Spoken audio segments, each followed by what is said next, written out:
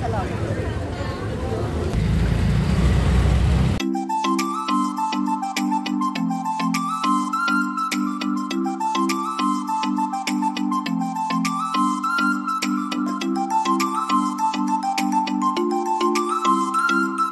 नमस्कार, मी अनिता तुम्हा सगळ्यांचं स्वागत करते ह्या नवीन ब्लॉगमध्ये। आजचा हा मी छोटासा रुटीन ब्लॉग टाकला आहे, ज्याच्यामध्ये एक खूप सुपर्ब अशी रेसिपी टाकली आहे। कारण माझे जे अलिबाग ट्रिपचे ब्लॉग आहेत ते अजून एडिट करून झालेले नाहीयेत। तुम्ही सगळे समजू शकता की जेव्हा ऑफिस आणि घर सगळं सांभाळायचं असतं तेव्हा सगळ्या गोष्टी वेळेवर होणं पॉसिबल नसतं। त्यामुळे मला जे ब्लॉग एडिट करायचे ते याच्या पुढे येतील कंटिन्यू।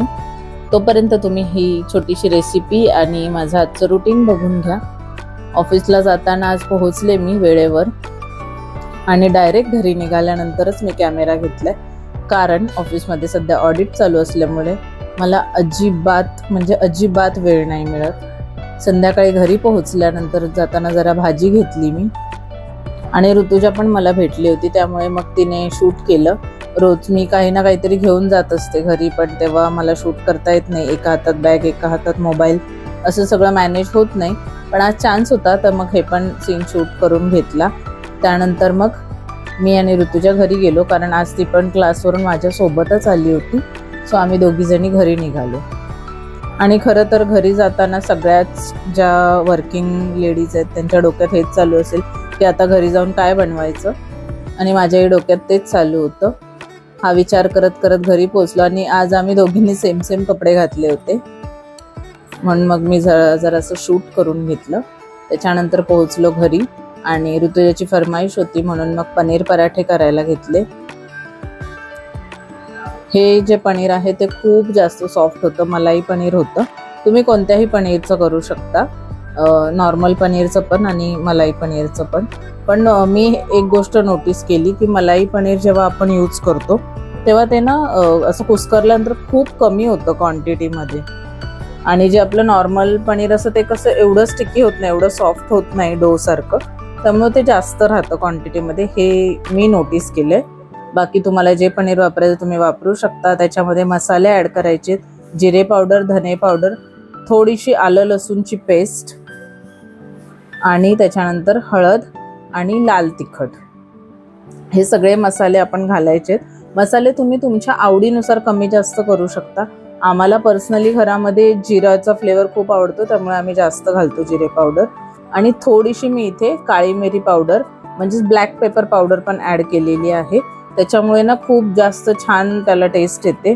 पण जास्त घालू नका, एकदम थोडीशी घालायची। आणि सगळ्यात लास्टला आपल्याला मीठ सुद्धा ॲड करायचं आहे। तर हे सगळं आपण जेव्हा पनीरमध्ये ॲड करतो तेव्हा ह्याच्यामध्ये आपण फ्लेवर्स आपल्या आवडीनुसार कमी जास्त करू शकता। जर हेच तुम्ही मुलांच्या टिफिनसाठी बनवत असाल तर याच्यामध्ये लाल तिखट आणि मसाल्यांचा वापर जो आहे तो थोडा कमी करा। आणि जर तुमच्या घरात सगळे तिखट खावत असतील आवडीने तर मग तुमच्या आवडीनुसार तुम्ही ॲडजस्ट करू शकता। हे सगळं घातल्यानंतर मी ते छान डो सारखं मिक्स करून घेतलं, आणि हे एवढं पनीर सॉफ्ट होतं की त्याचं खरंच डो झाला होता एकदम छोटासा, आणि त्याच्यामध्ये भरपूर सारी कोथिंबीर। हे सगळं घातल्यानंतर आपल्याला आता रेसिपी डायरेक्ट बनवायला सुरू करायची आहे। एक छोटासा कणकीचा गोळा घेऊन त्याची छोटीशी अशी चपाती लाटून घ्यायची आणि त्याच्यामध्ये हे स्टफिंग भरून घ्यायचं। ह्या स्टफिंगमध्ये तुम्ही तुमच्या आवडीची कोणतीही भाजी सुद्धा ॲड करू शकता। मी कांदा वगैरे घातलेला नाहीये, कारण पनीर आणि कांदा एकत्र घातलं की ते फाटतात खूप पराठे आणि खूप जास्त वेळ लागतो। पण बिना कांद्याचे खूप टेस्टी लागतात, तुम्ही पण करून बघा नक्की। मी दोन्ही पद्धतीने केलेलं आहे, आज कांद्या घालून पण आणि बिना कांदा घालता पण। मला हे जास्त आवडले पर्सनली। आणि आता आपण पराठे लाटून घ्यायचे।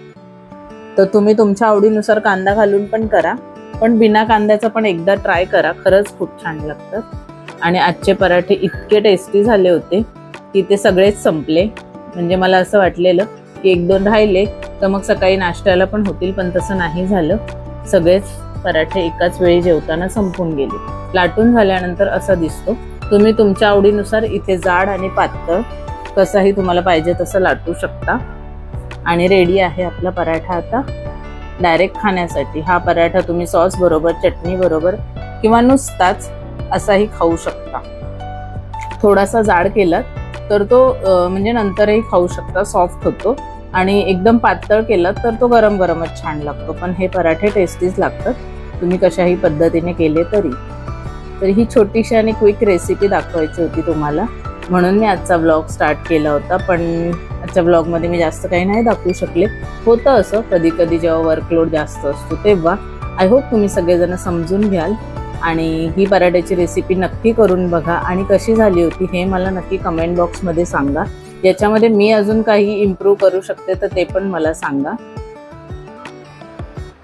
त्यानंतर मी सगळे पराठे पटापट करून घेतले, कारण जेवायचं पण होतं, म्हणून मग मी 2च पराठे तुम्हाला शूट करून दाखवलेत. आणि त्यानंतर सगळे बाकीचे पराठे पण असेच मी लाटून घेतले. हा जो एक कडक केला होता क्रिस्पी, जो चहा बरोबर खायचा होता मला म्हणून. आणि रेडी आहेत आपले सगळे पराठे. आणि जर ब्लॉग तुम्ही इथपर्यंत पाहिला असेल तर प्लीज लाईक, शेअर आणि सबस्क्राईब करायला अजिबात विसरू नका. ही रेसिपी तुम्ही सगळे पण नक्की ट्राय करून बघा. आज मी पनीर पराठे दाखवले. तुम्हाला अजून कोणत्या कोणत्या प्रकारचे पराठे खायला आवडतात आणि बनवायला आवडतात हे पण तुम्ही मला नक्की कळवा, कारण मी नेक्स्ट टाइम फ्लॉवर आणि बटाटा याचे मिक्स पराठे पण करून दाखवणार आहे. आणि ते खूप जास्त सुपर्ब लागतात.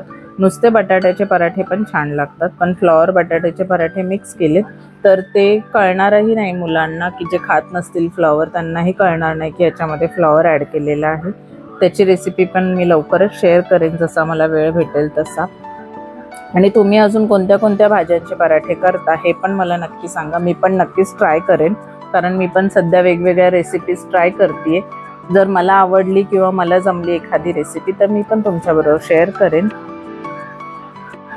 तर असा होता आपला आजचा हा छोटासा ब्लॉग. असे सगळे पराठे रेडी झाले होते, आम्ही मस्त खाऊन घेतले आणि इथेच दिवस संपतो. आपण सगळे भेटूयात नेक्स्ट ब्लॉगमध्ये. तोपर्यंत तुम्ही सगळ्यांनी काळजी घ्या. बाय.